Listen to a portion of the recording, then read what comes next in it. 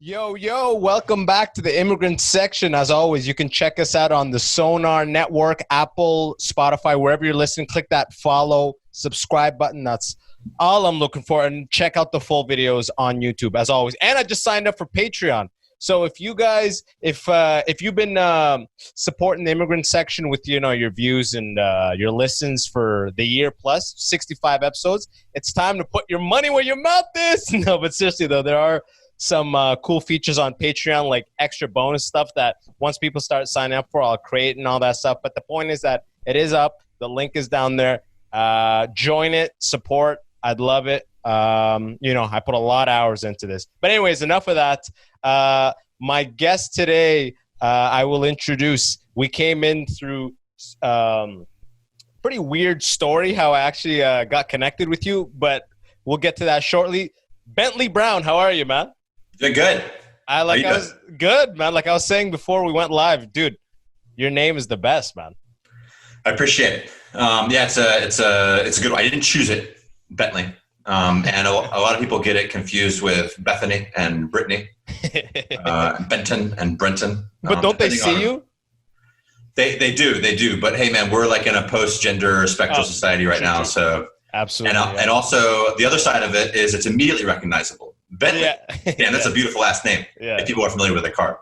How often are people like, is Rolls Royce your middle name or some stupid Rolls Royce joke? Same. It's the thing where like whenever you respond to someone's name with the first joke that comes to mind, right? And we all do it. Yeah. You quickly realize that thousands have gone before you and done the same thing. And it's got to be annoying to the person. The Rolls Royce joke I've heard a million times. The best one though was I met some guys at a basketball court in Saudi Arabia a couple years ago. And I was like, yo, what time do you guys play? Like during the week and everything. They're like, oh, we're here on Tuesdays, whatever. Oh, by the way, my name's Mustafa. It's just like, what's your name? I said, Bentley. And he did not say like the car. Yeah. He didn't say Zay Sayara. He said Zay Sayarati. Like my car. Yeah. And I looked down and this fucking teenager is sitting on a Bentley. Oh yeah. That's the perfect Saudi Arabian story ever, dude. Crazy. No one is doubting it too. That's the best part. Hey, by the way, Bentley, can you tone down your gain just a bit? I will. Yeah, I just don't want you to clip throughout the episode. Yeah, you know what I'll do? Let me go into my my internal settings here. Damn, now you're bragging, bro. I'll go into the inside, man. Go to the inside. Hey, but so my name, a lot of people, it's pronounced Abbas Wahab. Abbas, obviously, it's Abbas. But Abbas Wahab. So every time people hear Abbas, right away they hit me with that same joke you're talking about. Oh, so I guess you're the boss. I'm like, my whole life. Every job interview ever. You could up it a bit. You clipped off way too much.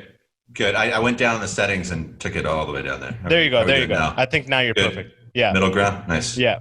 Hell yeah, man. So pretty much how we got connected was you had shared one of the videos I put on Instagram, and it's kind of in the request folder. I didn't fuck with it for a while. Then my roommate, Sudani guy, he's like, yo, I saw you on What Browns. I'm like, what? Who, what? Because I have a lot of those requests. I didn't really look into it. And then I started looking at your thing. And from my first impression is like, okay, it's a white dude that can speak better Arabic than me. Okay, I'm like, oh, fuck, all right? So I start checking out your videos. You pretty much, I don't know if you have like a background in linguistics or something, but you got Arabic down pat, and you kill, like you do the dialect. Your videos are like, you'll do a dialect of like Sudanese, Libyan, or like, just give a quick background. I know we DM'd a little bit, but just for the listeners, viewers, give a little bit of a background. Thank you first and foremost for responding to me after I slid into your DMs. Shit. It's a great honor to be here. I didn't say, we didn't have to say slid, but it was DM. It was a DM, but there was no sliding. There's no sliding. There's like just knocking at the door. And Sudanese parents actually tend to love me. Especially like in the diaspora. 100%. Of course, I see it. Yeah, and Sudanese, like second generation kids hate me because their parents are always like, "Inta malak ma titkallam zayo." Yeah, right. Yeah. Why don't you speak like Yeah. So, bro, I would never invite you to my house, bro. ever, bro. I get screwed apart, man. Dude, that sucks for me because it would definitely be like a series of guaranteed nice dinners and stuff. So, yeah, for sure. But you said you grew up in Chad, so you learned Arabic in Chad? Yeah, the short story is that I was born in the U.S. My dad and mom are from Dallas, Texas originally. Which is where I'm visiting them right now. Dad's a doctor, mom's an engineer, and my dad had felt for a long time that he wanted to, in the words of LeBron James, take his talents not to South Beach, but to somewhere where, as a doctor, he would feel a better difference. Purpose and making a difference for sure. So he looked at several medical requests, and we even went as a family when I was like 8 to Tanzania. My first trip out of the U.S. was to a town in Tanzania.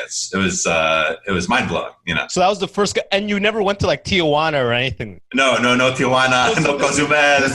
This was your first no Toronto. Third world. This was your first third world experience. This is my first time out of the U.S. Period. And after that, it became clear that he was going to take up a job in Chad. Okay. And it's a place where there's a very low doctor to patient ratio. And so he hoped to make a difference that way. He was working alongside, he was with an NGO working alongside several like international organizations as well, like the UNICEF polio vaccination campaign, Doctors Without Borders, Médecins Sans Frontières. So that's how I grew up in Chad. And contrary to popular belief, even people next door to Chad, like in Libya or Sudan, that speak Arabic often have a stereotype about Sudan about Chad, that Chadians don't speak Arabic, or they don't speak good Arabic. I didn't even know Chadians spoke Arabic, to be honest with you. In fact, I didn't even know what to call a group of Chad people until you just said it right there. You got it. I would have said Chadians or Chadians. But yeah, keep going, sorry. The cool thing is, are you in Toronto right now? I'm in Toronto right now. Okay. If you drive like 6 hours to Montreal. I was just there 2 weeks ago. Bro, talking little Chad. You never know. You never know. Yeah. I thought it was Little Lebanon, but I guess it's both. Little francophone, little post-colonial France. Yeah. So you were in Chad for how many years? So we moved when I was 11. So I wasn't like tiny, but I was definitely on that like really malleable age where like mushy brain. Yeah, your brain just like you're starting to get into like shit, like starting to get into your interests like music and hobbies and sports, girls, all these kind of things. So.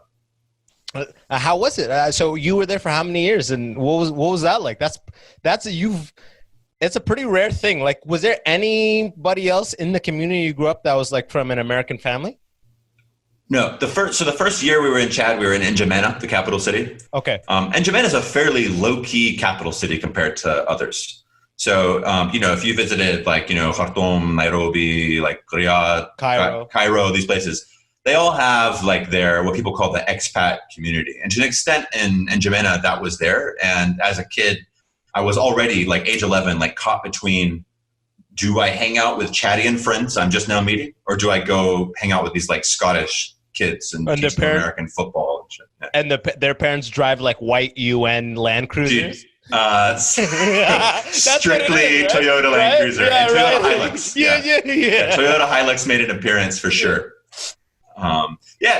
So I had this kind of tension where, obviously I wanted to fit in with Chadian friends, but it was a much easier transition to sort of like associate with these like expat kids as well. So basketball was one way that I started meeting more Chadian kids, but honestly, it wasn't until like our second year in Chad when we moved to a small town called Ati. It's in the middle of Chad, like kind of on the edge of the desert, the southern edge of the desert, halfway to Sudan. Okay. We got there, and this local like culture minister, it's like the government's like a copy paste of the French administration. This minister of culture came to my dad, he's a doctor and everything. I think he was getting seen for some medicine or something. And he's like, yo, your son over there, we're going to put him on a soccer team so he can make some friends. And that was like the beginning of something beautiful. Damn. And you were 12? Yeah. By that time, 12. Yeah. 12, maybe 12, 13. And did you pick up basic Arabic in the capital? Yes, we did pick up basic Arabic in the capital. The dialect is different enough that the Arabic I had picked up, which subjectively, I mean, I had heard from other people who had learned other Arabic dialects who would come and visit us. We're saying that, like, how can you string these sentences together? Like, it's just like really fast and shit. And I didn't think I was going to learn Arabic at first. I assumed, because I thought French was closer to English, that I would sort of like self-align with like speaking French. And it wasn't until actually arriving in Chad and realizing that like Arabic was the trade language, especially in the part of N'Djamena that we lived in and where we're going to be moving to in Ati, that I should be learning Arabic. So the Arabic I picked up at N'Djamena is very cosmopolitan. And it's very much like it's like Pidgin Arabic. I was gonna say Pidgin. I try to avoid these words because, like, you know, the Arabic crowd are like, oh, like, you don't speak classical Arabic, therefore you suck, right? Yeah. Or therefore, and there's a lot of like racism embedded in this shit too. They try to like they take away legitimacy of any dialect that's like far away from like the center, like the Saudi Hijazi. That is so funny to me that people in the world, you speak Arabic, you, a white dude from Texas, speak Arabic, and people have the audacity to be like, if it's not Fusha, he ain't shit. What? Yeah. Like, what do you want? If it's not Shakespearean English, then he doesn't know English. What? Yeah. You know? It's total bullshit. Yeah. So you moved there, your Arabic is, it's market Pidgin Arabic. Yeah. I remember like we were walking around and like one of these memories is that everywhere I would go, like a fucking pack of kids would follow me. Yeah. Like a pack. Yeah, would they say Wad America? 20 kids. They'd say things like Nasara. Nasara is like the local word for Khawajat, like Khawajat. Like white Sudan. people. Yeah. Like white people, foreigner, that kind of thing. So I would respond in Arabic and then that would like egg the kids on and then, you know, one thing leads to another, and, you know, a few black eyes. Right, so I remember saying this sentence, "Ana ma nakhaf minna," like I'm not afraid of you. Yeah. And this guy with me was like, "Yo, how do you know that sentence? You've only been here for like a couple months, or whatever." And I'm like, "I don't know. Survival skills, man. What are you talking about?" Then I get to Ati, and people make fun of my accent for being like way too N'Djamena. You know, like, and they speak another dialect, which I guess you could call it a little bit similar to like some of the Western dialects in Sudan. So, which is more like country, you'd say? Yeah. Definitely kind of country. Give me an example of that. Where'd you come from, boy? Yeah. Like that kind of thing. Okay. Versus جاي من وين انتي would be like the capital city. Yeah. Oh, okay. And then how I would say انت جاي من وين, like is how we would say it in Sudan, right? Yeah. Definitely. So you were there in Ati? What's the city called? Ati. For how many years?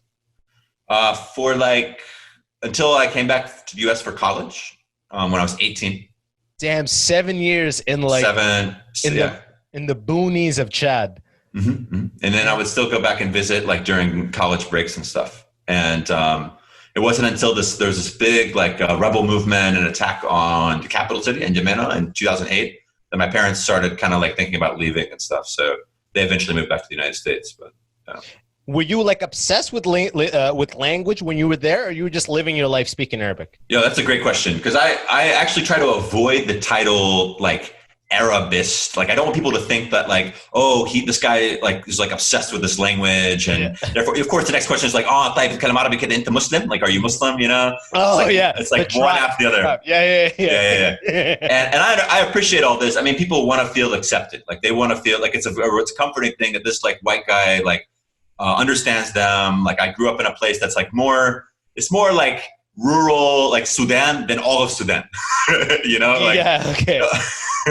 Like no Sudanese person from Khartoum has seen the Sudanness of Chad that I grew up in. You know what I'm saying? Yeah, I gotcha. But I'll say this, that I'm originally from Sudan. We had kind of a reverse life in a weird way. Yeah, you know? I know. I moved from Sudan to Canada I moved from Sudan to Oman when I was 3. My dad worked there. And then we moved from Oman to Canada when I was 6. So I show up in Canada first grade, right? And with all the white kids. So it's a kind of a reverse thing, right? Nice. And yeah, dude, like I used to go back every 5 years, and we would go not just to the Khartoum, to the Hilla. Yeah. I'm from a Hilla called Wad al Hindi, which is like Wad al Hindi is like there's a place called Madani, Sudan. Oh yeah, I've been many times. So Wad al Hindi is 20 minutes or 30 minutes away from Wad al Hindi by Muwasalat, by the transportation. Oh, nice. So literally, so I grew up, so I know the Hilla life. What is it compared to like? What was the Ati and Chad compared to like Madani? Totally. So Chad is just to really be really simplistic. It's like a smaller Sudan in a way. Gotcha. The major cities of Chad. Ati is like a recognizable town. People Like from Madrid. Chad. Yeah, if you meet some Chadian dude in Montreal or in Saudi Arabia or in Sudan or whatever, and you mention these cities, Atia, Hajar, Mongo, Amatiman, Abeshe, they're going to know all those cities. But those cities are mostly smaller than like all like the top 10 Sudanese cities. You know? Okay. So Madani honestly is closer to N'Djamena, the capital city, in terms of size and scope. Gotcha. Mm-hmm. Also on a river and that kind of thing, for sure. I didn't feel that like I was in a Ati equivalent until I got to smaller towns in Sudan. Okay. The first one was Rosairas, which is the sister city across from the Blue Nile, from Damazin in the south near Ethiopia. Oh, damn. And the next one was like in Western Kordofan area historically. So like Al Mujled, Babanosa, and another town called Al Nahud, which is like west of Al Ubayd. These places, I'm like, whoa, the wide streets, the big meme trees, the soccer fields, even the way here. People are just like, no. I mean, like it reminded me of the vibe of where I grew up. Oh, yeah. Okay, cool. Yeah. Well, did people embrace you the same way in Sudan as they did in Chad?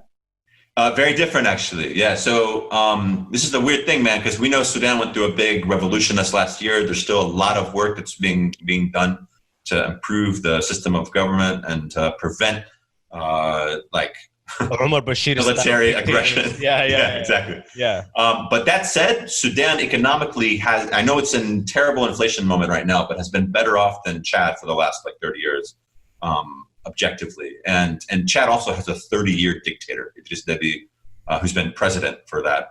Oh, so Omar Bashir like 5 years ago, kind of like. Yeah. They like shared notes. Yeah. No, like no joke. As a 12-year-old, like I remember seeing in my friends' houses posters of Omar Bashir with Deby, like wearing their military fatigues from like the early 90s. In general mode, you know, way before Instagram was around. Yeah, definitely. So Sudanese people were very hospitable. Sometimes almost like some, not all, kind of almost annoyingly so. Like they like have to show you how freaking nice they are. So like they're like paying for everything. Like I'm shamed into like being treated for everything, you know. And I get to chat, and some of my best friends are like, "Yo, hey man, can you like spot me like $2 for this like pack of cigarettes right here or whatever?" You know. So it's definitely a different economic. But I think that's more of like Chad is home for you, so there's no bullshit. You're not getting guest. You're not getting the guest treatment. Sudan is like you're a guest. Yeah. Do they assume? Do people just assume you're with UN when you're in Africa? Yeah. I mean, that's roughly speaking. Chad, the word Nasara has a connotation of French as well, like French colonizer. So even though it historically comes from like people of like Nazarene, like Christian, actually, it's one of the words for Christian and like Islam, I think particularly. But Nasara in Chad just means like French person. So there are moments where in Chad, if someone doesn't know me, like if I'm in N'Djamena, not like Atia, someone says like, "Yo, Nasara, da, da, da," and I respond in Arabic, they go, "Oh, I'm so sorry. Ma'alish fakartak Nasaran. I thought you were a French white person." Yeah. I'm sorry. Yeah. Dude, that's so interesting. Same thing in Sudan though too. Like people say, da da da, khawajat. Then I say something back, and they're like, "Oh, I have heard this sentence multiple times. Ma'alish fakartak khawajat." Yeah, I'm sorry. I thought you were white. I'm sorry. I thought you were white. I must apologize. Bro, I do a bit. I do stand up. Yeah, I've seen some. I do a bit about like being a black Arab, right? Because like one time I never realized. I always felt it, but one time I actually got off the phone talking to my mom, and a white friend of mine came up and he was like, "Bro, I thought you were black." It's crazy. Once language gets involved, race becomes almost ambiguously weird, right? Yeah, and especially now where like America is just now waking up to like, institutional racism and confronting white supremacy. People think white supremacy, like the white people are like, "What? I'm not a white supremacist because I don't have like a KKK outfit and like tout a gun everywhere or whatever." Yeah. No, we're talking about like white being the assumed regular, right? The normal. Like we all have to perform this white culture. Even in my university, I have to sound white to effectively communicate shit. But it's funny because university should be the place where like they like deconstruct the notions of identity. So like they're the reinforcer the most. It's crazy. It's crazy. Yeah. So what do you? So you came back to the States for college. What'd you study? I studied international studies. I took the easy way out. Of course. You just. I started though. I had the like Brown. I mean, my last name is Brown. I don't know, but I had the like I need to study biochemistry. I need to like invent a cure to illnesses. I need to like follow my doctor, father, and engineer mother's footsteps. I had that for like a minute in like in middle school, and then I was like, screw this, linguistics, languages, international studies, filmmaking. That's amazing, man. I salute you. I had that same realization, but after 5 years of engineering school and 3 years of engineering career. You went pretty deep. Yeah, dude. Special experience. I went all the way like, oh fuck this really. I closed my eyes to all the like warning signs on the way there. I had a friend in Khartoum. He studied medicine for years. I think he was even doing his residency. And he remembers he would have like these medical textbooks open. It's like biology and anatomy textbooks and everything. Open, and then would sneak like contraband material inside. He's doing philosophy like Nietzsche and all this kind of shit.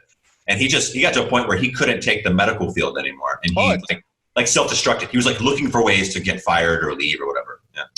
People don't get it. A lot of like in Sudan, when I go to Sudan, every like legitimately 75 or 80% of my cousins, if you are going to college, if you are going past high school, you're studying either medicine or engineering. And the reality is that you think they say here, like medical schools only accept 5% of applicants.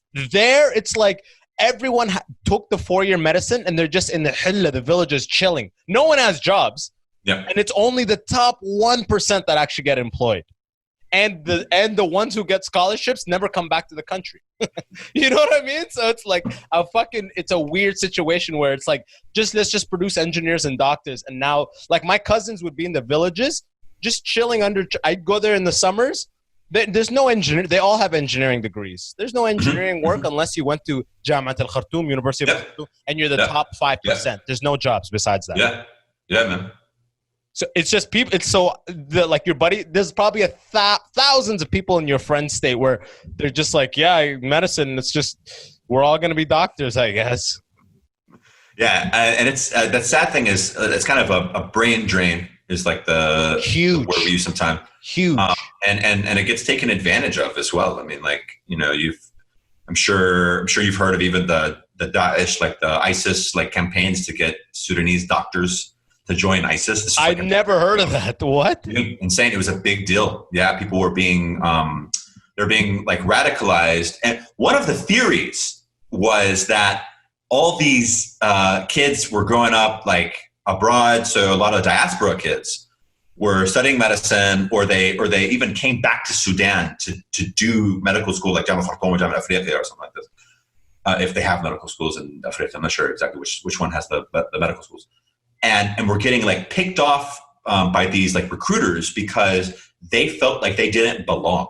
So they were going back to Khartoum, wanting to reconnect with Sudan, like like screw like I was gonna say patriarchy, screw the colonial like dominant system. Like you have to get a degree in America or Canada or UK or whatever. They're like, fuck it, I'm gonna go back and study in Sudan. And when they did that, they came back and felt like they didn't really belong. They had trouble adjusting and were just like radicalized. Really? Yeah. That's the story. Wow. This is back when ISIS was in the prime of recruitment. This is in its glory days. Yeah, when they had scholarship money like crazy. Yo, so they're like, listen, we have a reduced student loan. Yeah, right, because of your great performance in the university. I'd love to commit acts of terror with you, but I'm actually really financially strapped right now. So if you could somehow subsidize some of the costs, I would love to murder in the name of ISIS. What's it called? After you finished international, by the way, in international studies, I imagine you just not studying and showing up so worldly and cultured to the test. Like, there's Bentley. He's lived everywhere. He hasn't even studied for any of his tests. Yo, I got in a fight with my Arabic teacher. I took Fusha. So which is like traditional Shakespearean old. Imagine old English. Or like Quran's Arabic is called Fusha. Yeah. Literary Arabic. I took Fusha. And ironically, I sucked. at the beginning because I had grown up speaking a dialect, and I'd studied Fusha briefly, or I learned to read and write from a teacher of mine, an awesome guy, back in Ati. But I show up and they're like, "Hey, you'll write us a paragraph. Like, show us what you know so we can place you in the right class." And I'm just like taking all these Shakespearean sounding words and just putting them together in a random paragraph. It was total gibberish. I was like, فقد لقد اعترف إنه الذي قال إن. I have no idea what the hell I'm writing. أنا ذاهب إلى المسجد. That's how I learned Arabic. إني ذاهب إلى مسجدي. Yeah. So they were like, "Congratulations." Fatha kasra dhamma. That's all. I only learned to read Quran, so I only learned Fusha. So I can't even read Arabic now because I need a Fatha kasra dhamma. Whoa, yeah, it's crazy, man. So they placed me in second year Arabic, but it's even second year. Once I get there, that's with people that have been studying Arabic like since freshman year, just like sophomore year. That's it. So like even there was tension because like, okay, finally, I'm realizing what these actual Fusha words mean, how they're used, and so I pick it up like that. And a professor like stopped talking to me in class. And I confronted her after one class. I was like, "You don't let me participate anymore." She's like, "But you're like, you have a bad attitude. Like you're sitting there like a know-it-all over there in the corner."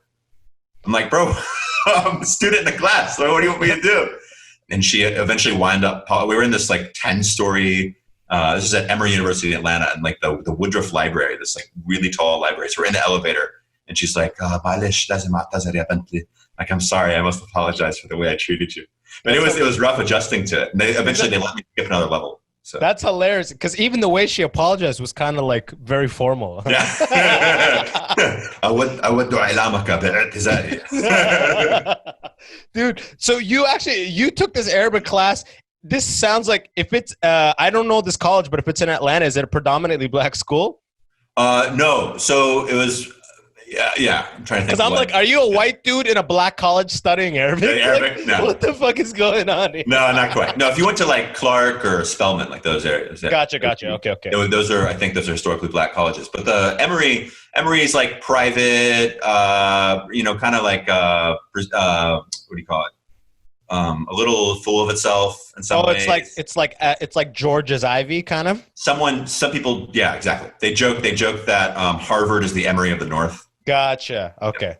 And I mean that to say that like a lot of the students are coming from places like Long Island and stuff. It's a big like well-to-do money migration. Yeah, dude. Gotcha. It was very, very interesting. And I thought actually in many ways, I thought that was actually a very enlightening experience for us to be in Atlanta, like a majority black city. And then to be amongst all this like privilege, but also with, the usual diversity of college. Like, in some ways I feel like, our identity's formed. I mean, maybe you share the same thing. You have your parents' culture and you move to another country and you have that country's culture. And then then on out, you're a third culture kid. You don't fit in here. You don't fit in there, but you do fit in here. You do fit in there. You're comfortable on an airplane, blah, blah, blah, blah, blah. But I think that like our experience in college or in any sort of institution like that, I think is also very formative. And so it was very, very interesting to have like Indian background students, Chinese, white, black, Latino, everybody there. So it was that introduction to like global identity politics in college for me. The same thing happened to me when I was, 17, 18, when I went to first year university. Same exact thing. Cause I grew up in a city in Ontario called London, Ontario, which is predominantly white with little subsections of it's one of those cities that a lot of people, when they first come to Canada, they start, it's step one. It's like our Ellis Island, you know what I mean? For immigrants and refugees. Yeah. And then they branch out to like, they also land in Mississauga, which you've probably heard. And like, which shot is a film there. Yeah. Okay. Oh, there you go. Yeah. So there's a couple of places where you go and then you move to prosper. People move to Calgary. They'll move to Toronto. They'll move to Vancouver, blah, blah, blah. But I grew up in London in a very close-knit Arab community. It was like all those people that I just said had formed a bubble around me. So I was always at the mosque every Friday prayer. I'm like, when you come into my house, when you come by my house and like if my white friend knocked at my door, I'd quickly run open and close it behind me because all the bukhur is coming out. They're like, what the fuck is that smoke? I'm like, don't worry about it. What's going on? You know what I mean? Love it, man. Like it's like the most Sudani incense. So I grew up like that. It still Canada, so school was like Canadian white culture, and then after school was all like immigrant Arab kind of thing going on. I was in Quran studying on weekends. I was in Arabic, like all that stuff. Yeah. And then I go to university. Suddenly I'm with, like you said, Hindi, Japanese, Indian, like Tanzanian, my buddy, like people from all over, international students and everything in between. And you're like, oh shit, you know, it really makes you realize how much of a bubble you lived in. I love it. And I honestly, visiting Toronto, I was there maybe a couple times. One of them was for this like fake ass like scam film festival called the Toronto African Film and Music Festival. We showed up. Fortunately, we didn't just go for this, right? So we were on this big road trip, and and I had a film that was screening there, and they screened it in like a restaurant. Like people were like showing up, and, like at the restaurant TV. Yeah, it was terrible. It was terrible, but not TIFF. And I wanted to check out where TIFF events were held and stuff. So we went downtown. We checked out. I think it's called. Is it Yonge Square? Dundas Square on Yonge Street in Dundas. On Yonge Street, Dundas Square. Yeah. Down there, I'm with my friend from college, from Atlanta. One of my best friends. This dude is he first of all, he speaks Arabic. He speaks like Chinese and then Spanish and English like native level. His mom's Cuban. He grew up in like Florida and Maine and LA. Like so he's seen everything of everything. And he's albino too. Right. Whoa! So it like messes with people's minds because they can't profile him. They just can't. They can't. Yeah. If he did crime, it would be it would be hilariously easy for cops to find him, but also weirdly confusing. Yeah. He was super white and he was speaking Chinese, but I think it might have been Arabic. I'm not sure. There may have been a hint of Cubano there. Yeah, right. So we're there. We have brought, this is typical shit, man. We had brought a shisha with us, right, from America in our car, right? So I have one right now. We're in Dundas Square, right? There's like fountains and shit. People walk around at night and everything. And we just straight up light a shisha, right? So coals, self-light coals, everything. And this is our college experience. Like that's sitting here watching people. It's the life, right? Like the longer the better, the more people the better.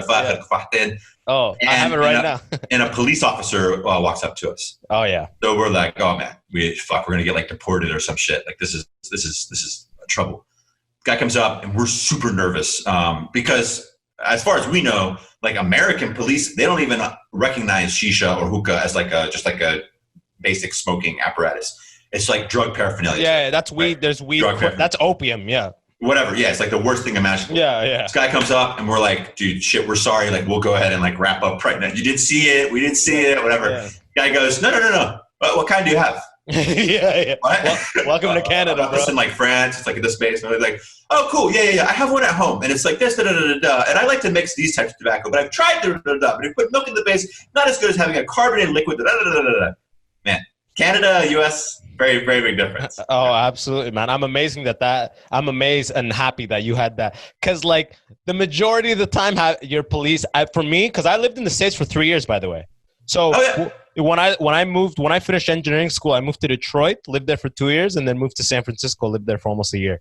Okay. And was always in Tennessee, Nashville for work, North Carolina. I was around the States, right? Yeah. So my police run-ins were my experience with the police as a black guy in the States and Canada, it's kind of different. In Canada, the police, there's not that much crime. So when they pull you over for speeding, they fucking take their time. It's their It's like they do 8 of those a day, and that's the day, I guess, and do a domestic abuse thing. But in the States, especially in Detroit, there's a lot more like real action, so to speak. So when they pulled me over, they would always pull me over because I had a BMW 435. I was 22, right? I leased it right away because I'm retarded, but whatever, right? Wow. Yeah, but it was the biggest mistake anyways, but I had fun. But the point is, they pulled me over all the time. They'd be like, your tint's too dark. Can I see is this your car? Oh, man. And I'd be like, yeah. But the point is, as soon as they saw that it was my car, they'd let me off with a warning. They'd be gone. So, which I didn't mind because I'm like, it's profiling, but at least it's a 5-minute inconvenience, right? Mm-hmm. And then I noticed that, like I said, in Canada, they milk it out more. But even on the global scale, I noticed that the police here, they're just kind of more nosy. Because I even worked in China for a little bit, and I remember in Shanghai, I used to buy weed from these Nigerian engineering students. The construction of that sentence was amazing. I lived in China for a while, by the way. In Shanghai, I used to buy weed from these Nigerian students. Yeah. So where's this going? So pretty much in China, if you're smoking like weed, the cops just watch a group of black guys sitting in a park bench smoking weed, but we weren't causing any trouble. And I remember looking at this cop deciding whether or not to engage and just fucking off. I'm like, oh, they do it differently here in China. Like this cop was just like, they're not loud, they're not anything. I'm just gonna keep walking, you know? Wow. Yeah, I thought that when I saw him, I thought, because it's like a big offense there, right? Yeah. I'm like, oh, we're fucked. We're 3 black people in a corner in China smoking weed. No, not at all. So, did you have run-ins with police enforcement in your years in Chad and Africa? Of course. Yeah, it's very interesting to talk about police these days. You pull out the passport. In Africa, it's all about that passport, right? For the most part, I would say it's dealt with in 2 different ways. In Sudan, it's a police state, and they have intelligence forces to follow up with, i.e., spy on any incoming like foreign nationals. So even though I was with the former president Jimmy Carter, so I was part of his delegation working. It's my first job out of college in Sudan. Actually, I don't know if I even shared that. Were you actually with him? Or like with his like crew? He didn't come to Sudan. I was with him in other countries. Like we were in Egypt, and I think he didn't come to Tunisia. But yeah. Is he cool? Yeah. He fell asleep one time when I was talking, so I kind of hold it. Fuck you, Jimmy Carter. Yeah. Damn you, Jimmy Carter. But it's cool. To be excused, man. To be excused. Hell yeah. Awesome guy. He's like, sorry, I was a little tired. Too busy doing real shit while you run your mouth. What? Excuse me. Is this the Bentley organization? I'm sorry. Did I miss something? Is this the Bentley Brown Center? Yeah. So yeah, in Sudan, so we have all this like official, clout and like stamps from international organizations and shit. Yeah. And I always still get stopped at checkpoints all the time. And if I speak Arabic, then they're like, oh, this dude's like a Israeli spy or whatever. And then they say like, oh, he speaks Chadian Arabic. Then mind is blown. Explain how. Take my passport. I have to sit and explain my life story. Every goddamn city I went to in Sudan. Wow. Dude. And Chad is just straight up corruption, man. So like they'll see the passport, they'll be like, oh, good, money. Like they'll be like, okay, you got a passport. I'm gonna invent some permit you don't have. Bullshit. Yeah. That you have to now pay this, and if not, I have a gun right here. These people are witnesses, and they're not going to speak out against me as witnesses. It's a mess. Dude, every single time we flew out of Khartoum, like I told you, every 5 years we'd go to Sudan. Every time I remember, even as a kid, my dad there'd always be some final tax that just got invented by the fucking random guy in a Bentley Brown shirt.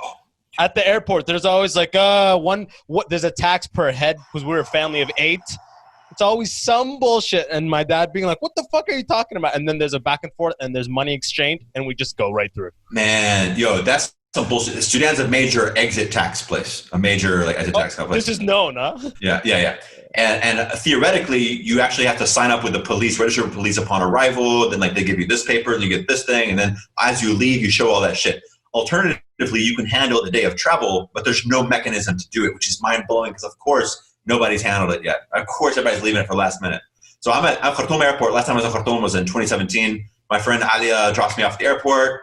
I'm like, it's been an awesome trip. I'll see you guys later. She's like, take care. Enjoy your flight. I go in. First of all, there's a protest at the gate because which is not a good sign, by the way. They've dramatically closed the flight because all y'all showed up too late. So the Saudi Airlines representatives are arguing with the passengers that like, oh, screw you, get on the next flight, whatever. And they're like, we couldn't check in because we've been waiting on your asses to finish the line that we've been waiting in for 2 hours with all our bags and everything. Big dramatic thing. And anyway, finally they resolved that. I get to the top of the counter and they're like, I don't see any like exit stamp here. I'm like, oh, you got it. Oh my God. You go to this office, that office will give you a stamp for this office, stamp for the other office. I wish, had it not been an airport and very sensitive for me to take video of this stuff, I wish I'd had my phone running, like video of this. I went to at least 12 people to get stamps, approval, signatures, whatever, inside the airport before barely making my flight back to Saudi. Yeah. Bro, it was hilarious. Was there money exchanged at any of those 12? Yeah. Not in the bribe sense, though. No. That's a special level. Yeah. Well, like, no, an actual, like, I'm saying, like, my dad didn't bribe him. My dad paid what the man was demanding. It wasn't a bribe. He just paid what thing is suddenly added to the end. And you know how it is. Like, I'm traveling to Saudi Arabia. I don't want to have Sudanese dinar on me. I'm already traded that back. So they say we need $30 or $40. I have to see, okay, do I have cash on me, like another U.S. currency or Saudi currency that I run, and there's an exchanger in the airport to exchange that money, and you come back and say, oh no, we can't do 200s at the same time. We got to do like a 50 and 100. A total. Oh my God. And my friend Alia, she's back at home. I'm making a sandwich by this point. I'm sitting here like, dude, every time I go to that Khartoum Airport, it looks like some sort of refugee camp. The line is an S. Each person has 96 bags with them. They're trying to they're feeding 18. I don't know what's going on, but it's like, fuck, dude, this is a nightmare. Also, there's this hilarious in Sudan. There's like very strong emphasis on equality between men and women, but in the like most bizarre way. So like because of equality, we have two lines, one for men, one for women. And it's not golf. It's not like, it's not families. You just switched mics to your shit. Mic. Yeah. I think maybe you moved the USB or something. That's weird. Yeah, it just like right away. Can you hear me? Yeah. Keep talking. How are we doing now? Can you hear me now? Yeah, can you drop the gain? Did it reset the gain? You hear me? Yeah, you're good. We're good now. Awesome. Can you hear me? Yeah, I got you now. Okay, we're good. Okay, yeah, we're good. We're good. All We're good. What were you saying? Yeah. Sorry, right at that. So it's not like in the Gulf, like the Qism al-Awa'il, like the family section, which means women section, Qism al-Afrad, the single section, which means men. Yeah, Khawajat or no, not Khawajat. What's it called? Bachelors. Afrad. What's the other word? Rujal. Azaba or something like that, right? Oh yeah. That's also That's what they say. It's so funny. It's like the loser section. It's like you were unmarried, lonely as shit, and you were out on a Friday night with 5 other guys just to eat dinner before you go back and play FIFA. This section is for you, right? And if you've made it, if you have a wife, if you got kids, if you have a second wife, a third, or fourth, this section is for all of y'all. MashaAllah alayk. MashaAllah, tabarakallah, mashallah.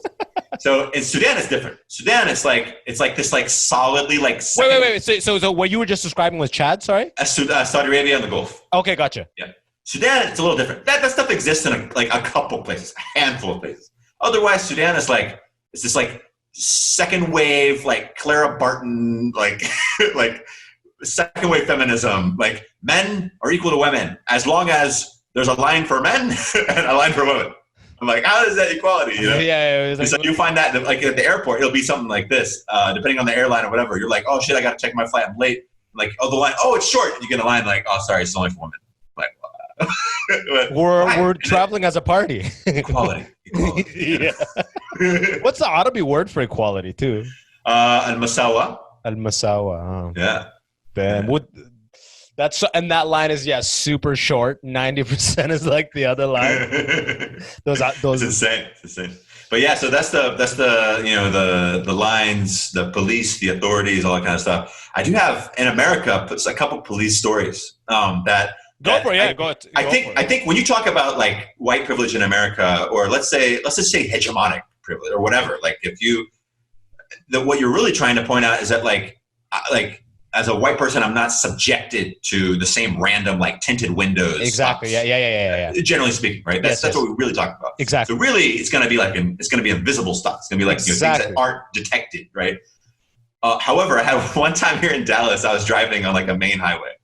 And I have my music loud and everything. I'm like jamming, whatever, some like this thing, metal or some shit. And music's loud. I look over and there is an SUV squad car. So already wealthy neighborhood kind of dealer.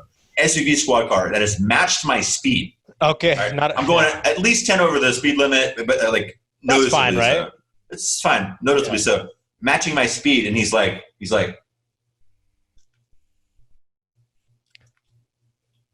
for those who are only listening, he's giving him a slow down look. Like, come on, Buster, let's slow it down. I couldn't even see. I mean, I could see his mouth moving. Slow down. That was it. And wow, heart pounding. I thought I was going to get pulled over, and he just went off. Another time, DC. This is real deal. With an Ethiopian friend, we were driving. It's like, yeah. And DC's a lot more aggressive for that type of shit. DC is like DC's a lot of crime. A capital, a national capital, and to have like the racial issues that it has, like blatantly racial segregation era issues that it has, is mind blowing. And so I'm with an Ethiopian friend. It is late. It's like 2 or 3 a.m. We're driving home, and police pulls me over, walks up to the side of the car. Friend's in the passenger's on the seat right here, looks past my friend at me and says, "Oh, I'm sorry. You'll have a good night." Actually, yeah. Yeah. And I was like, "Yo, fuck no. Stop. Why did you pull me over?" I was like, I need an answer. And he's like, "Oh no, we had a report of crime in the neighborhood, but you're fine." Wow. What year was that? 2011-ish, 2010. Yeah. But that makes sense though, because Black lives didn't matter at that time, and now they do. now they're starting to matter. Now they do. Then they were antimatter. Now they're like recognized on the particle spectrum as that's like matter. I've never heard of something that's so hilarious. Like the day and night of the blatant like contrast.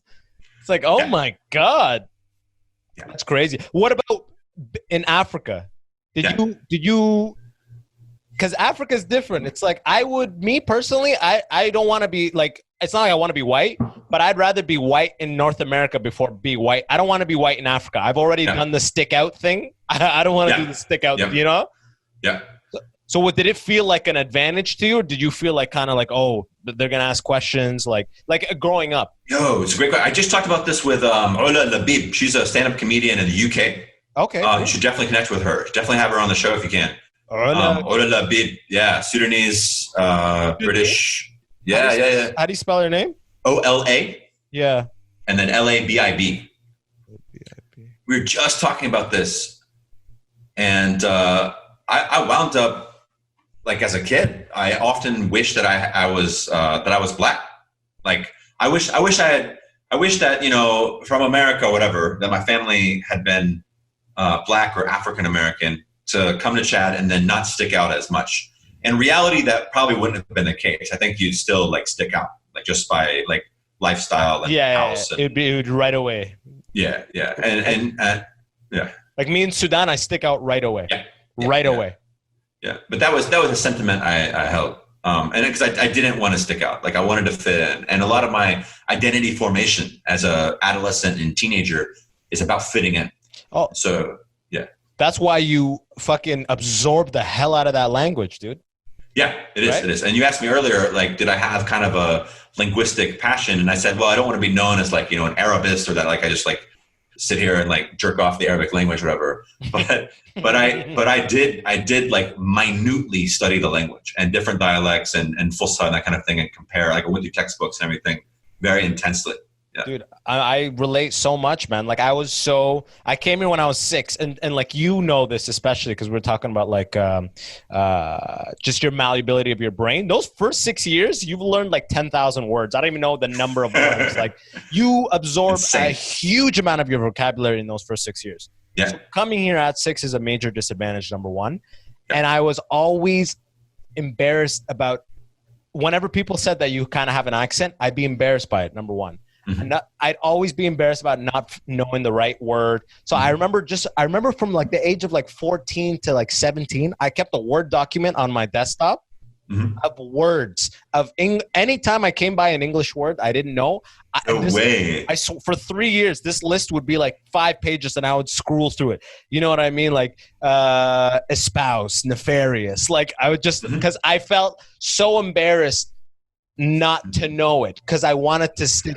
Because if like you don't know it, then suddenly it's like, where are you from, kind of thing, right? Yeah. So that it was almost like the same driving force of trying to be like, yo, I'm gonna catch up to speed as fast as I can, so I'm not different. Totally. Yeah, I had a Hans Ver Arabic English dictionary. It's a green cover, famous one used in like language instruction and stuff, that has like fallen apart. Tape that thing back together, just looking up word after word after word. That's amazing, dude. So, and that pretty much, because I saw your Instagram, you posted like 1 billion pics.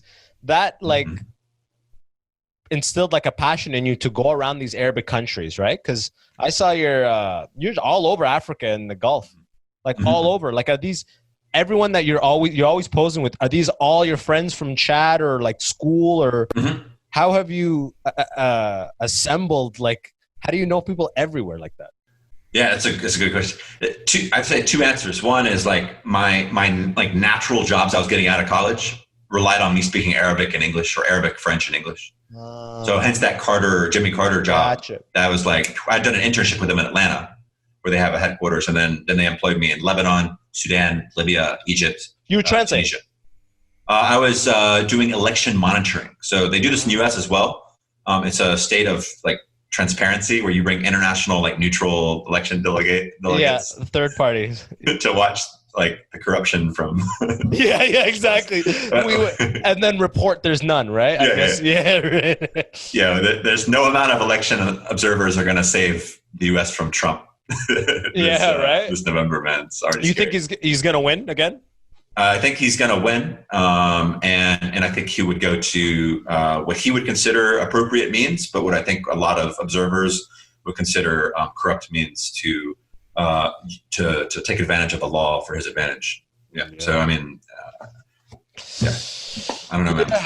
4 more years of that. Yeah. It's kind of scary. I think that like maybe a long, dramatic, contested election result with him being removed by like the military in January is what we're going to see. No joke. Not like tanks outside the White House, but I mean like an actual like security. Mr. President, we strongly urge you to open the door. yeah. You know He's like, no way. Yeah. I've heard, dude, that's so. What was the craziest election like fraud or election shit you just witnessed in those years? I gotta say Lebanon. And I say this with like all my love. Yeah, all the if you don't know about Lebanon, obviously it's the time to donate. They're just kind of crumbling, especially this explosion came at the worst possible time for their economy.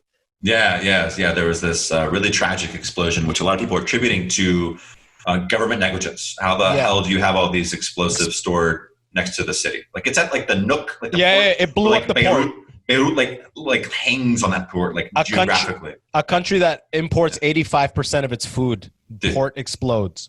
What the hell? Yeah. And so, but even when I was there in 2009, you'd already get a sense of like some major wheelings and dealings. Like I think apparently, Saad al-Hariri and his like freedom, I think it was his freedom movement, like out of Hurriya or Mustafa. You're gonna have to just, because I'm not privy to it. Saad al-Hariri was a president at the time. He was the what? Saad al-Hariri is the son of Rafiq al-Hariri, who had been assassinated. So people say the whole deal with Rafiq al-Hariri's assassination in 2004-ish, I think, was that a bomb went off in downtown Beirut that caused the windows of some buildings to break. Right. So now with the explosion a few days ago, similar, a bomb went off and like windows broke for 15 kilometers. Like and then Rafiq al-Hariri's assassination shook the nation. Now imagine what people are going through right now. Right.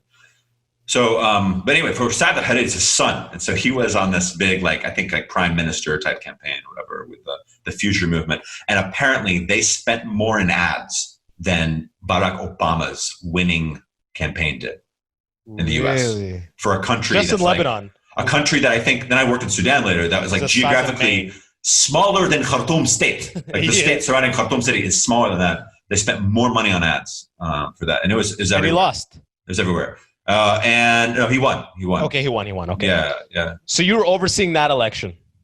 So I was an observer then. I was fresh out of college. I was young. I mean, I hopped on a plane. I remember being so excited for this job. Like the first time ever being like flown somewhere, like this feeling, right? I'm in DFW International Airport, getting all excited. My boss called me on the way to the airport, which of course I had this amazing super shuttle ride with a Sudanese driver who was explaining to me like the lyrics of Abdel Ghadar Saddam songs and shit. It was an epic day. I'm already on like cloud nine. And boss calls me. She's like, "Hey, I think once you get to Beirut, we're looking at hiring you for like a nice like month and a half time and stuff too." Super excited. I get inside the airport, I do my classic order an espresso, and then I spilled the thing all over my shirt, right? And this is the one I'm going to arrive in Beirut on. So I'm like frantically looking for like a spare shirt in my bag. go into the bathroom, change, hop on that plane, arrive in Beirut, and like, wow, this is what it feels like to be, professional. But I had zero experience. I'm sitting here just like happy to meet everybody. Like, So tell me about your story. So who are you coming to vote for? No, you can't ask that question. Oh, okay. So don't tell me anything. And nice to meet you. But one of the things that I remember was when the election results were being announced. It was very dramatized. People were lighting fireworks, exploding fireworks all over the country. People were out partying. I remember seeing like a politician walk by with like a bodyguard with a pistol, like just sitting out his pants, And we had someone with us who had this sort of like, I don't want to call it stereotypical, but like maybe not the most benefit of the doubt perspective on Lebanese people. She was coming from the U.S. and she's like talking to the security advisor for this company, like, hey, I know this is a dangerous place. Can you please tell me how to protect myself from like, terrorism or whatever the hell she's saying. And this guy's like, oh, ma'am, you're going to be okay. You're going to be okay. And every day she would call him, apparently, like the satellite phone, hey, I just want to let you know, like, I'm alive and things are okay, but I don't know if I can like stay safe from like terrorism or whatever. She'll call back to America. No, he's like, ma'am, no, to the guy in Beirut. He's like, oh, yeah. Ma'am, you're like 3 neighborhoods away in Beirut. You're fine. You're fine. And then the election results were announced. And she heard the fireworks and she assumed it was like civil war. Yeah. She couldn't differentiate. She couldn't differentiate between like mass ammunition, like war oncoming, like guerrilla Hezbollah enclave or some shit, and like fireworks celebrating her. So she calls a security guy. She's like, they're firing outside. I don't know if we're gonna make it. Just tell me what to do. Tell me what to do. By this point, he was so like tired of her harassing him every day. He was like, he just played along. He's like, okay, here's what you got to do. Go inside your bathroom. Lay down in the bathtub. Close the door. Turn the lights off. And don't call me until tomorrow. It's like, okay. Dude, that's the meanest joke. That's so fucking funny. Trolled her so bad. And she literally stayed there all night, I bet, too. Yeah. Yeah, poor thing, man. Elevated heart rate, just sitting there like, yeah. So we're with the election, were people just going in? Were you getting the ballots and some guy in a black suit just comes be like, just give me the ballots? And just like it said this guy and he just crosses it and checks the other guy. That's the thing. It's like if you have election monitors, let's say you brought, the EU, European Union would bring delegates. The African Union would contribute delegates. I feel like the Swiss is a whole country just ready for election monitors. Oh, dude, they're like all over that shit. They're like, we have been waiting in Genève for these past 3 years since you ended your civil war as an excuse to have election. Now we are here. Yeah. So, the thing is, if you have, let's say you had like 200 election monitors to cover Sudan, which at the time was like north and south, the largest country in Africa, I believe, geographically, a huge expansive land. How the hell are you going to get even a remote sample of what's going on? And you know what? Like a party that's already in power already feels like it's got this election locked, already controls all the media access, intimidates, kidnaps opposition. Total layup. Yeah. They don't need to like steal votes right in front of you. Yeah. Right? They can do it in other ways, or they can just, by their sheer financial advantage, they just give people a ride to the polling station and say, hey, vote for us now that we gave you a ride from your village. Okay. Give people a free T-shirt, like little gifts here and there. So no, I never went. They have the whole keys to the country. They have everything. Yeah. I remember like these guys. I mean, one of the beautiful things in Sudan is like it's all these like uncles who had been educated in the time before Arabicization of the education system. So now the difference between Chad and Sudan is that Chad's French is still used, the colonial language is used for like education, jobs, all this kind of shit. In Sudan, it's largely gone to Arabic, but it was English for a time after colonialism. Was it? Mm-hmm. Oh yeah, big time. Universities and everything through like the 70s. Yeah, and maybe even to the 80s. Really? I believe Nimeri was one of the main proponents of this Arabicization. Maybe some others. Maybe Turabi as well. I think maybe Turabi. Okay. So these guys. The people volunteering to run the elections are doing it out of a service for their country, and they're all like Sudanese, like uncles and grandfathers that were educated in like this time where they spoke this very Shakespearean English in a way. Yeah. So many amazing memories. And so one of them, I just remember like one guy was like, I speak Arabic, but I'll have someone with me who speaks another dialect of Arabic or doesn't speak Arabic. So that often our interviews are in English. And this guy, he'd be like, they stored the ballot boxes in the school, the polling center. And I said, I would not let anyone, wallah one Zolian, to come in here and to insert more votes into the box. Wait, so you slept here all night? I slept right over there. Yeah. No, and the other guys too, like they just get all nostalgic. Remember, you're trying to talk about like elections and politics and like freedom of expression, all this shit, and they're just like, oh, you speak English? I'm like, yes, I speak English. Can we talk about the election? Like, no. Oh, you remember, Hussein? Remember when we were at Khartoum in 1974? Yes, I remember. Those were the days, huh? Back when my heart was young and gay. I'm like, the English language has changed a little bit since then. The other guy was just like, Anjad. Hey, Shadida. Dude, that's so fucking funny, man. So they were just speaking in English because of your presence, or they would speak otherwise? I triggered memories for them. Gotcha, yeah. Of English, okay. Yeah. Because of the team, I would often be paired with someone from another country. So they're romanticizing you, like, you know what I mean? That's amazing. That's so fucking... I slept through the whole night. I slept there the whole night. Wallah, I did not even sleep, actually. Yeah. That's so... But I'm the same thing, man. I'm the same thing. I'm a total, what's a good word for whore? For like finding people that speak Arabic in the U.S. I'm lonely as hell. I'm lonely as hell. Usually I'm working on my PhD in Colorado.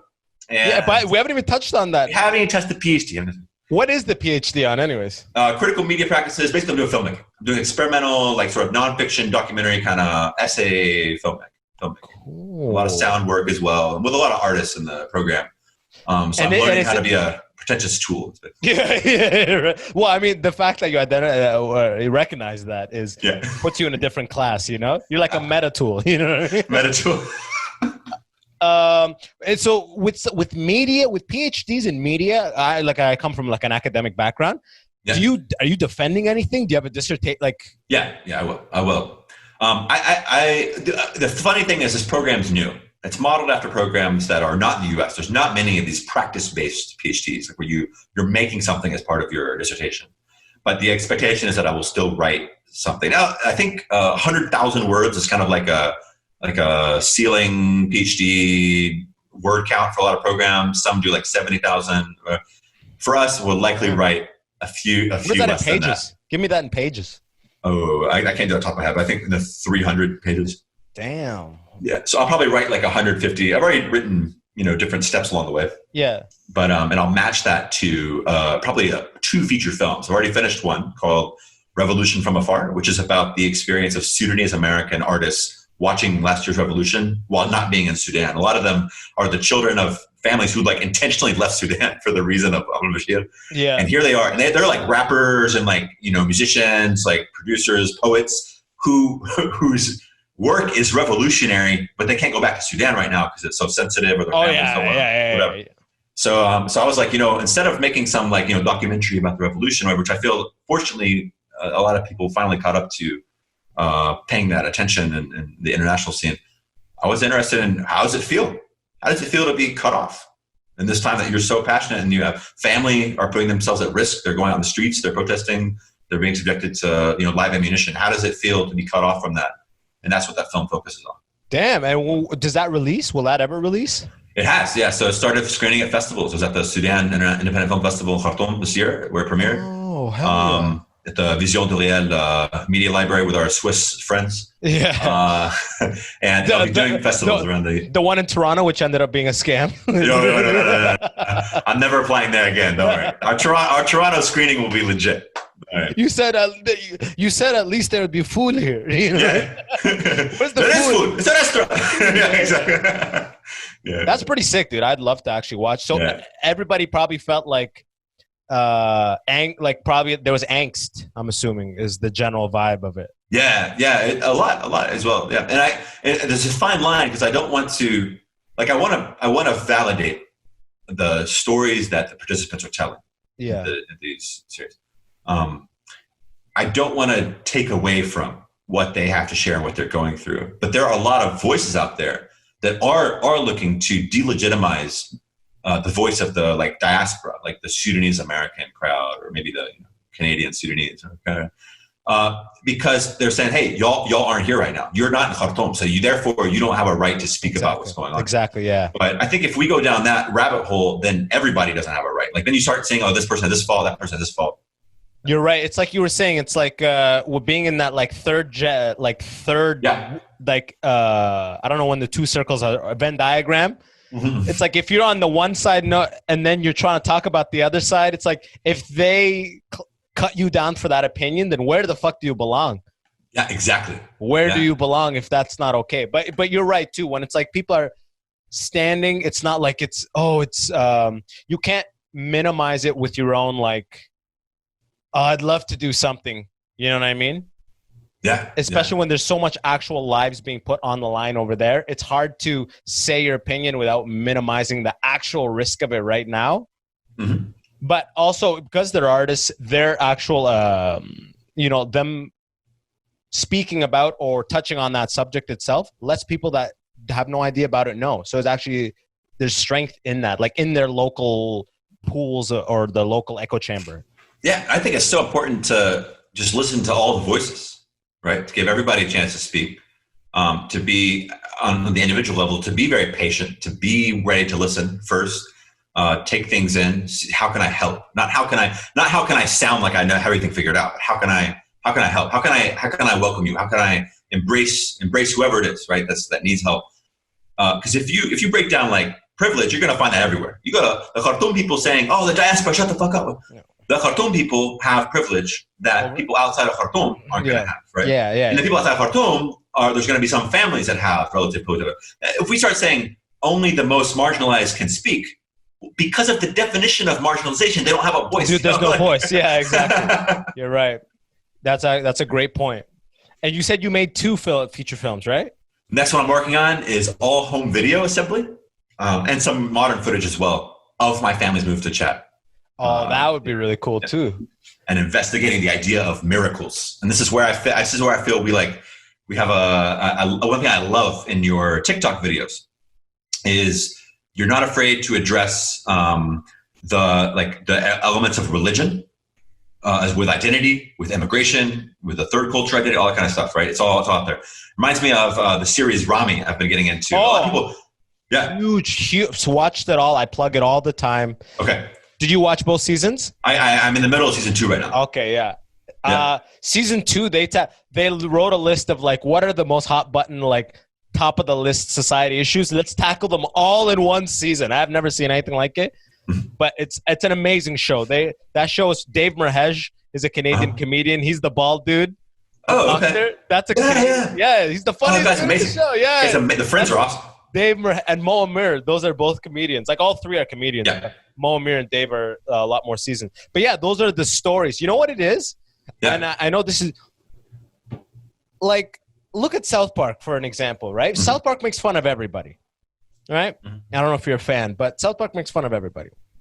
And like just where we are in the world right now, or just where we are in like the evolution of society and everything, you can get away a lot more with making fun of Christianity, Judaism, everything else. Islam is still the one where it's like people recoil, right? Mm-hmm. And as someone who grew up like I grew up very like hardcore Muslim, you know what I mean? So I know the culture in and out. I'm like, yo, I'm not coming at this from like an outsider point. That's why the stuff hits, because I grew up in it. I'm not making fun of it from the outside. I'm making fun of it from the inside. You know what I mean? So it's like I just want to unveil that thing, to be like, yeah, we can make fun of this one too. We get to make fun of any of them. There's nothing you can say, okay, you make fun of all that stuff, but not this thing. That's not a thing.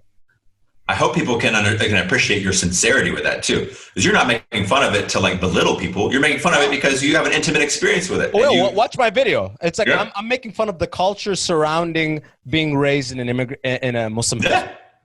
Raised as a Muslim among Muslims. How could you, if you're laughing, go look at the comments, go look at this. There's community behind it. You know, you could just be like totally black and white about it. Like, no, I'm a Muslim. I don't do this. Then it's like, what are you doing? Right? Rami Youssef did an interview with IndieWire, and he explained that when he does stand-up, he'll do shows at masjid, like mosques. And then he'll do a show like the same night. He'll leave the mosque, he'll go do a show at like a nightclub. right? Or like a comedy club, basically. Yeah. And so he says for the crowd on the masjid, literally it's as you imagine, right? It's like women on the side, men on the side, and you got to keep it halal, right? So he's saying jokes that if he even references like other sex, like romance or something, right? He's already uncomfortable. People are shifting. Then he goes to the nightclub or to the comedy club. I keep saying nightclub. Like he's like got a table and like bar service. So what are you guys up to tonight? Why aren't you laughing? What's with planes, right? What's with plane food? But yeah, so he's at the comedy club. He's at the comedy club, and then they get uncomfortable with things about religion, and so he claims, So I love how politics, religion, and the show is like does not shy from those things. There's some people criticize the show, Rami. In fact, I didn't watch it for the first year or so that's been out because a lot of friends were saying this is stereotypical. He's just saying all these basic, Arab American jokes. He's making fun of basic Islamic ideology, all those kinds of.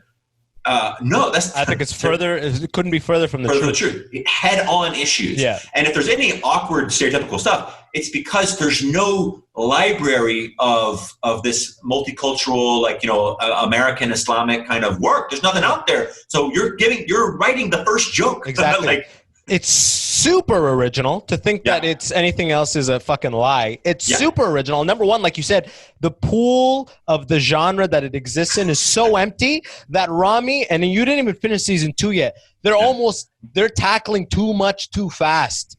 If you compare it to the speed of what is out there, they're tackling everything. Every episode is literally like trans in this one, homosexuality, latent homosexuality in this one. Boom, boom. I'm like, holy shit! Every episode they're doing a thing. It's almost they kick the door down.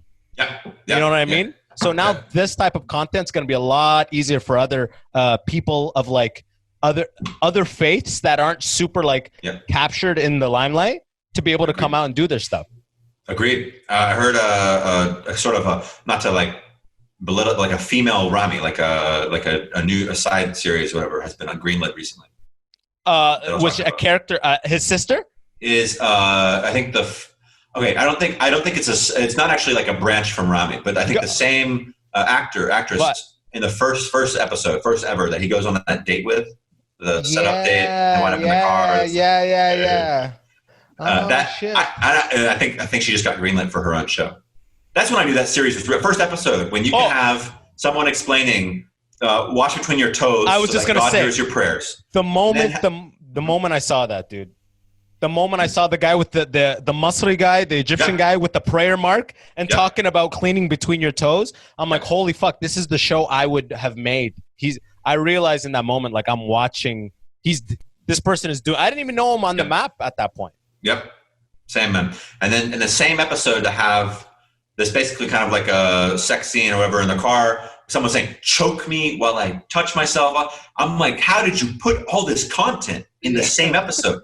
Genius. And so anyone saying, oh, it's stereotypical or whatever is, like you said, super way off. I mean, this is pioneering the territory. Couldn't be more original. Like I said, and they're really breaking down the door. I applaud that show big time. Big time. And I plug Rami all the time. Actually, I have some friends who are on the more conservative side who don't even fuck with it. They're conservative Muslims, like Muslim conservatives, who are just I don't know about mixing these two genres, man. I this is the gray area. I don't know if you know what I mean. There's gonna be that. Like I said, it seems like Islam being melded into the society of comedy is way further behind than I could make Jesus jokes all day.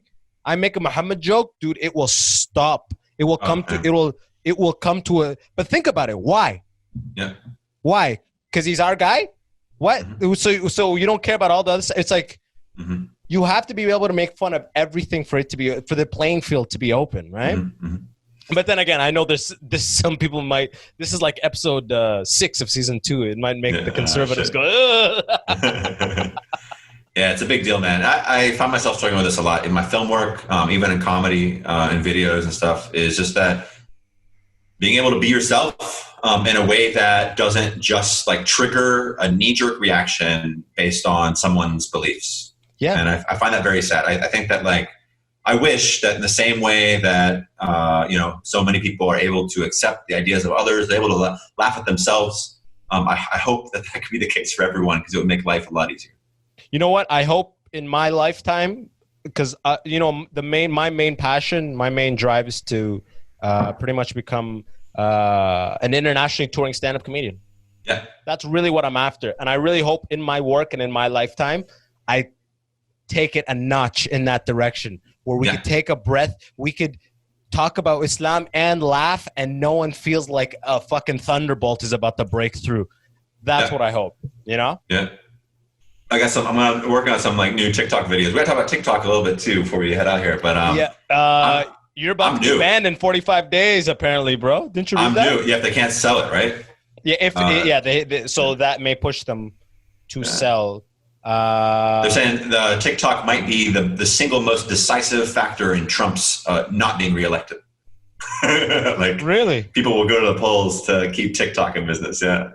To keep, if it gets banned. Yeah, man, think about it. But 45 days, does the election start within that? No, the election's after that. But but if TikTok's been banned for like a month and you can go vote to change that. You're right. That's hilarious. He has 50 million users. So you're right. So now I imagine his advisors are probably going to be like, he's being a jerk, man. That's all it is. He's not going to ban it.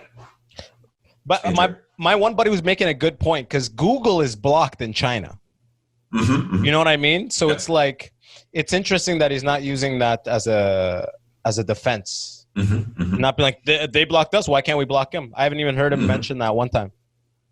But I've enjoyed TikTok. I mean, for me, I've been doing these like Instagram stories as like a sequence for a while. I'm a film editor, so I'm already thinking, when I do a story, I'm already thinking about like, is this appearing like in threes? Like, is there like an act 1, act 2, act 3 of my stupid story, And then a lot of 1-minute videos on Instagram back in the day. I got tired of it because it wasn't monetized. So I felt like with Instagram, you're always pushing out content for the half-life is very short.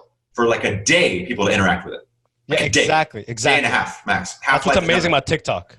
I get on TikTok, I publish some like sing-along. It wasn't even meant for TikTok. Some sing-along to like a Hashem Barakani song or something. Nobody really interacted, whatever. I was like, screw this TikTok. I'm like, eventually, inspired by videos like yours, falafel kimchi. I saw falafel kimchi out there being cynical. Who's falafel kimchi? Look him up. He's I think he's like Korean. Like, I'm totally gonna botch this now. He needs to come out and call me out for this. But falafel kimchi. Maybe I found him. Is he Jordan or somewhere like that? I'm not sure. Maybe Lebanon. Who knows? Oh, yo, dude. Yeah. What's the revelation? Whoa, that's crazy, huh? Let me. First video I saw of his was like day 1 in Arab country, and people were like, "Enta Asiawi? Tasini? Are you Chinese? Are you Chinese?" Yeah. And he's like, No. He's like smiling. I'm not Chinese. I'm Korean. It's different. It was similar area, but it was different. Like week 2 in Arab country. Like, Tasini? He's like, No. I'm not Chinese. I'm Korean. Different country. Like, month 2 in Arab country, He's like, yes, I'm Sini. I'm Jackie Chan. And I was like, yo, this guy tells it like it is. It inspired me to go off and do some stuff. That's what's amazing about TikTok is, like you were saying, Instagram, terrible half-life, because Instagram, it shows you your timeline, which is a compilation of everyone you follow and their newest shit. Whereas TikTok, whatever is your ripest fruit in your entire catalog, it keeps throwing that out at new people. So your good videos continue to build momentum. It's like YouTube. Which is way better for video content creation. Yeah. You realize how bad Instagram really is for that stuff. How bad it is, sorry. I've never had on Instagram this thing happen where, like, on TikTok, I have a video I made, 7 days ago, and it's got the views that I would have on Instagram. It's got that like 4,000, 6,000, 8,000 view kind of thing. Yeah. I'm like, oh wow, it's a successful video. I'm over here making like a 3 or 4 more videos, and I see the views on that first video go up. Like, today they doubled, 15,000. Like, what? They didn't grow for the first 3 days. And it's like 100,000. Like, what the hell? 200,000. What the? keep it coming. Yeah, I wish there was a way to monetize it. Yeah, right. Exactly. It's difficult, but we'll tell with time. I can tell you're growing your follower base in Instagram, and you're growing it on TikTok too. Mm-hmm. So, Mm-hmm. in the meantime, just keep amassing, right? So once that clear path to monetization is there, you're ready. We'll see. Sure. We'll see what happens. But yo, man, this has been fucking incredible, dude. I feel I'm never gonna forget that name, Bentley Brown. Especially, I feel like I'm gonna see documentaries. Well, actually, let me just ask you real quick. Would you call yourself a documentary creator or a documentary director? Or I like filmmaker in general. Because the deeper you get into filmmaking, you realize that there's no such thing as like objective reality of filmmaking. Like even people that documentaries are becoming more popular. We're seeing them all over Netflix and Hulu and the main streaming service. But even documentaries are largely constructed. And so this dichotomy of like, okay, a documentary is real, I can trust it. Oh, this movie over here isn't real, I can't trust it, is kind of constructed. I mean, even movies are based on real experience. So I kind of, even my films, I have explore that a bit. I have this web series called Jeddah Vlog. Shot as if it's a behind the scenes on a movie production in Saudi Arabia. Okay. And it's all scripted. Is it old? It's only a year old. Yeah. Okay, I think my roommate may have watched that. Okay. That's who was telling me that you 10 episodes, like a mini series type thing. But it looks like you're watching like behind the scenes, like really like just jumbled behind the scenes. Like what the hell are they doing? They're supposed to be filming tonight. They're having a meeting at a coffee shop. Like what's going on? And it's all constructed. But it's shot in a way to make you think that it's a real behind the scenes stuff. Because we always had behind the scenes teams on our movies we were shooting there. Like I was in Jeddah for the last 3 years before coming to Colorado, teaching filmmaking and working on films, basically, right? Oh, so sick! Okay, awesome. You know, Sudanese film industry is very budding. There's the festival there, which is great, but not a ton else. Chad, like really, really not well off in the film area. So Jeddah, Saudi Arabia, geographically, culturally, it's the closest place I can be that has active cinema. And Saudi Arabia just like legalized cinema. Like there's like beer festivals sprouting out. There's money going on. It's crazy. So I was there. We would have behind the scenes teams recording moments with these feature films where we were shooting at a time when it wasn't really clearly legal yet, and all this shit would go down. But when shit goes down, unfortunately, the behind the scenes team isn't allowed to be there to see it, or they have to run clean the set, or like the batteries are dead, or whatever. So we wrote this series to kind of like challenge that notion, to show those things that really happen, but in a fictional sense. So that I'm all over, man. Filmmaker is probably the best word.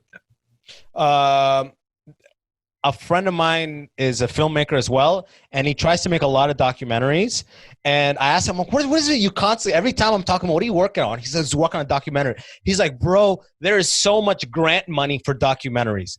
Apparently, documentaries, people throw money, like the government has funds in Canada, throwing money at documentaries way more than original series or way more than features or anything like that. So from a Canadian artist perspective, I was like, I had no idea about that. They just throw money at making documentaries because Canada just likes you. It is really the era of the documentary. Like there's more documentaries than I've ever seen or known. People are talking about them more than I ever remember. I find some of these films most interesting when I'm watching them, like I can't tell, oh my God, it's like a documentary, it's just like real, it's a stage, it's whatever. Because of the emotional stakes. A lot of fun. A lot of fun. Yeah. U.S. sucks for film grant money. U.S. sucks. And with Trump's administration, it's gotten worse. A lot of I would imagine. endowment for the arts has been reduced phenomenally. Was it good with Barack? Better. Europe and Canada are better than the U.S. in terms of funding these things. The good thing with like the documentary space is that like this film that I made last year on the experience of people cut off from the Sudanese revolution. This revolution from afar, it's called. This is like, I made that film basically for free. Like I got small grants from my university, like a $750 here, $1,000 here, whatever. I got small grants, but I didn't get like actual big funding for salaries or anything like that, you know? But you can really make something with the right tools that's watchable for very little. So it's a great place to start and then try to see if you can get additional grant funding. It's very economical. Yeah. Because you can get away with poor lighting and poor sound in a documentary because you can dub it over with voice after. But with a feature and stuff, it always has to be lit well. There always has to be the sound. So like it's a lot more involved of a crew, right? And the best is that you can shoot that documentary in a way that feels like a feature almost, right? So like the visuals are taken care of artistically. Like you do have a nice lighting setup. Like even if it's what's available in the space, but you're taking advantage of that really smartly. I love those kind of films too. So that's kind of avoiding the like talking heads films. You know what was amazing? That I remember, An Inconvenient Truth was huge for that. Do you remember Al Gore's Inconvenient Truth? Do you remember that was like a movie? Yeah. I remember being like, that was like a movie. Yep. It came out in theaters. Yeah, right? Exactly. Yeah, I like that feeling. I think more shit. Well, hell yeah, man. I'm going to plug that. Send me the links for Revolution from Afar. I'm going to put it in the description. Put your handles in there. As always, you could plug your handles right now. It's Wed Brown, right? Which is like Brown Boy, right? Wed Brown. Oh, yeah. Brown. Well, or the son of Brown, like the son of the family. Yeah, right. Yeah. Yeah, for sure. And at Wed Brown on TikTok and Instagram and Twitter. YouTube channel, if you just enter that, it'll come up, or Bentley Brown on YouTube. I'll put it all in the description for you. Yeah. Dude, this has been an amazing conversation. I hope COVID's not too crazy wherever you are in Texas. Do you require masks out there? Do they require them by law to go into businesses? Yeah, finally Texas caught up to like early March, and they're trying to encourage distancing and at least wearing masks in public. But every like open water park I drive by, or like nightclub or restaurant or whatever, the results are clear, huh? I don't know. Better than Florida, I've heard. That's not saying much. But man, again, we chopped off there for a second, but I'm glad we connected again. Yo, I appreciate you so much for coming off. You're an interesting fucking dude. Anybody out there, make sure to check Revolution from Afar. It'll be down there in the links. Check out my man Bentley. All the links will be in the description. I appreciate you for coming on, man, and I hope you wrap up that PhD nicely. Yeah, likewise. Thanks so much for having me. It's great to get to know you. All right, man. I can't wait to light a shisha in Dundas Square one day. Dude, man, I'll be there with you, man. Tufahtin, double apple, fakhir. I have the Khalil Mamoon upstairs, bro. We'll get it going, dude. Okay. Nice. Have a good one, man. I appreciate you. All right, you too, man. Right. One second. Let's take a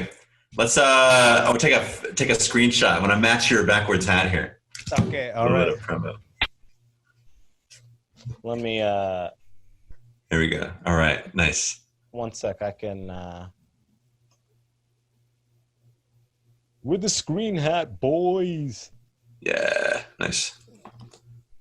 Yeah, I think can you give me a smile?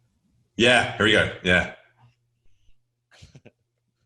Nice. Yeah, boy. Love Did you it. hear Love the it. ka-ching? But yeah. I know, yeah. For anybody listening, watching, all that stuff, I think I may even include that part in the audio. But still, come back to the Immigrant section. Click that subscribe on Spotify, Apple, all that stuff. As always, come back. Appreciate y'all. Peace, Bentley.